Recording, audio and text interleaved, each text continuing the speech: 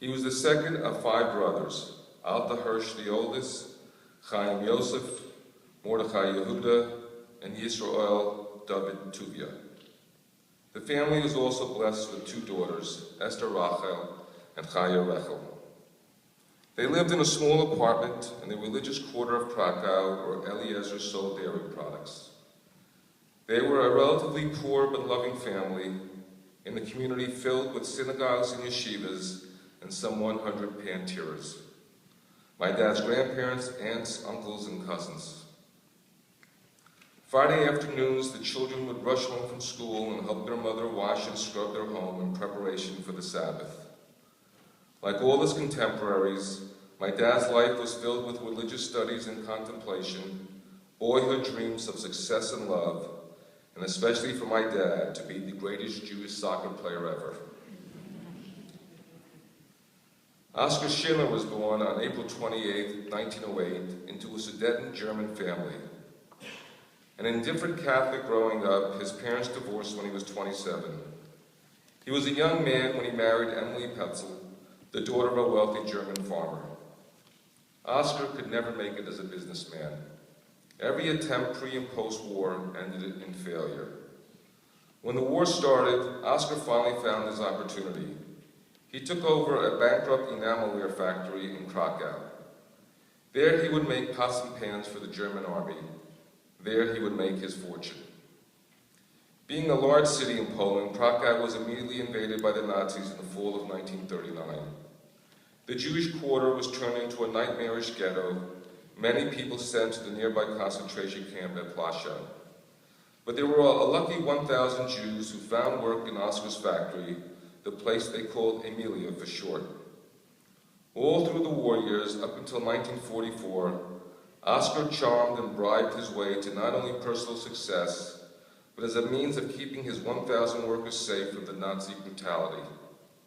They had food, they had shelter, and they could practice their Judaism, somehow protected by the wiles of Oscar Schindler. It was a place of refuge for my father's lifelong friend, Abe Zuckerman, and eventually the basis for the famous Schindler's List. My dad and his family were trapped in the ghetto.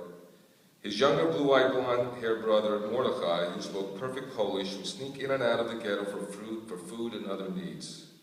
Eventually, my dad and the older brothers were sent to Plaszow. My dad somehow got work in the kitchen and snuck food to his fellow inmates.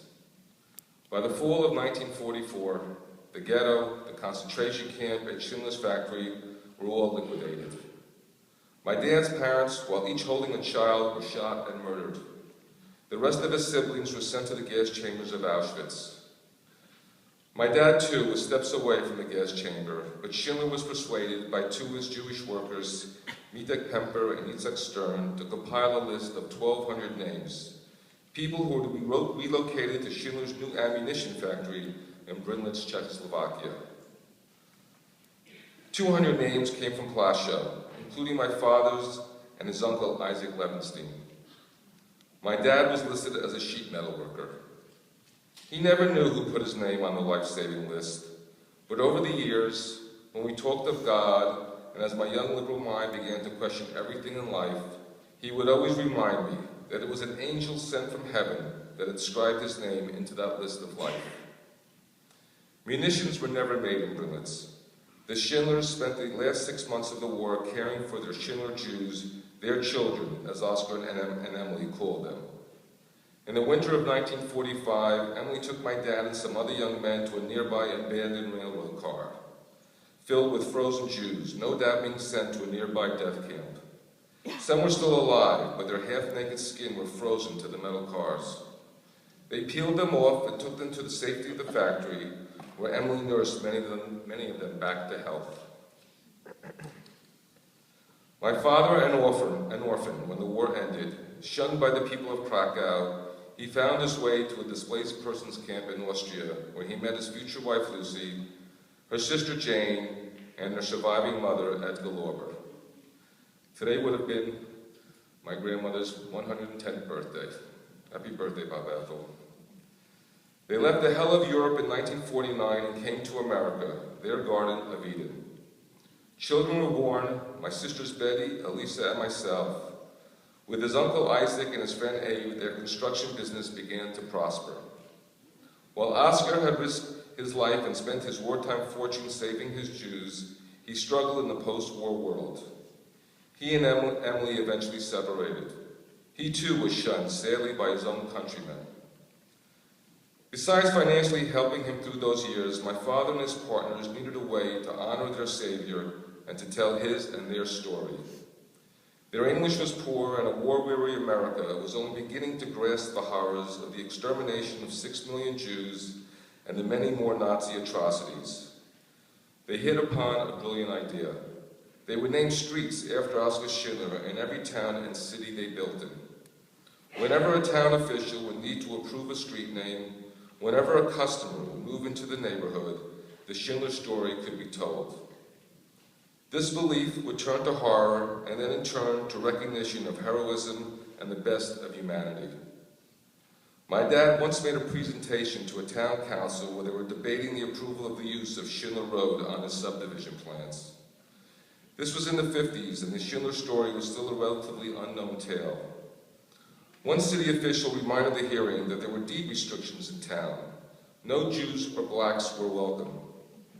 My father stood up and told the audience of he and his partner's survival. The council voted unanimously to not only accept the street name, but to direct their attorney to petition the court system to have the offensive restrictions expunged from all township deeds. There are Schindler ways, drives, circles in over 50 towns today in New Jersey, New York, and Pennsylvania. There's a Schindler Performing Arts Center next door in West Orange, and office buildings named after him. In 1961, when Adolf Eichmann went to trial, the world, not since the Nuremberg trials, could again see the horrors of the Holocaust. I remember being awoken at night, hearing my father sobbing during those months. My parents never mentioned a word, but my sisters and I then knew what it meant to be survivors' children. Hearing often edited stories is one thing, but listening to my father's suffering quickly made us understand how the 100 Pantirers of pre-war Krakow had been reduced to 1. In 1972, Oscar Schindler came to my parents' 25th wedding anniversary. What an incredible moment for everyone. Like a groom at a wedding party, Oscar Schindler was lifted to the ceiling heights by many of the hundreds of survivors who were there that evening. The man that was larger than life filled the room with his heroism. Oscar died a few years later, buried as he wished in a Catholic cemetery in Jerusalem, so he could be near his Jewish children and where he was honored in Yad Vashem as a righteous Gentile. My dad dedicated his life to the telling of the Oscar Schindler story and the story of the Holocaust. Despite the horrors he faced in life, my dad never lost his faith, never lost his optimism in people. He embraced everyone from every walk of life. He knew that to fulfill the meaning of the words, never again, it was not enough to be vigilant Jews safeguarding our own interests. The world, all of us had to understand that never again meant that we all had to step up to guard against any persecution perpetrated by any one group against anyone, regardless of their race, religion, or nationality. To that end, my dad served as a founder of the United States Holocaust Museum and myriads of other groups dedicated to the elimination of discrimination and persecution around the world. From just 3 Schindler survivors, my father Murray, Abe, and Isaac, there are some 60 of us today, children, grandchildren, and great-grandchildren. The Talmud was right. He who saves one soul does save the world entire. Thank you.